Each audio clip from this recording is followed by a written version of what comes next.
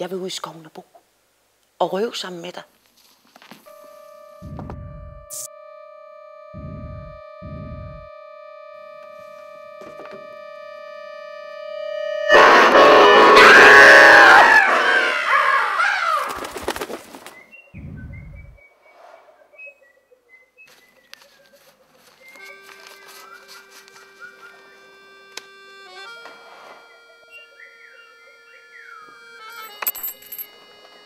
Jeg har min egen sovepose, der kan lyne sammen. Og forresten, så kan jeg også riste pølser. Og netop da kommer Rolf ud af skoven og stiller sig i skyggen under æbletræet. Der står Marian op i sin seng og går hen og rører ved gardinen, så han kan se, at hun er der.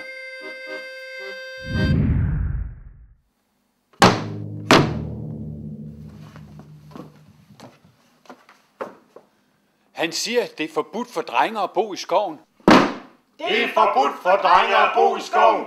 Og at alt, hvad Rolf gør, er forbudt. Alt, hvad Rolf gør, er forbudt. Og at hele Rolf er forbudt. Hele Rolf er forbudt. Slut! Ingen anden i hele byen ved, at Rolf er kommet ud af skoven i nat. Hvis de vidste det, ville de jage ham og fange ham. Men det må aldrig ske.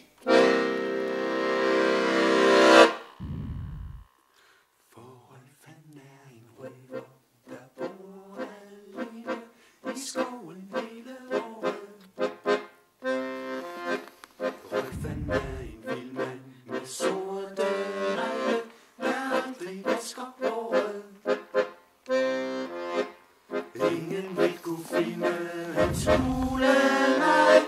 Ingen gætter, hvor han nu gemmer sig.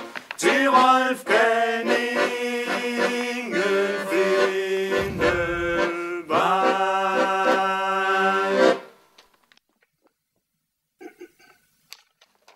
Rolf er en jæger, der stille lister sig frem på grønne stier. Rolfen er en sniger, der ikke hører på, hvad de voksne siger. Pilene de skyder en drabelig fart, kragerne de advarer ham.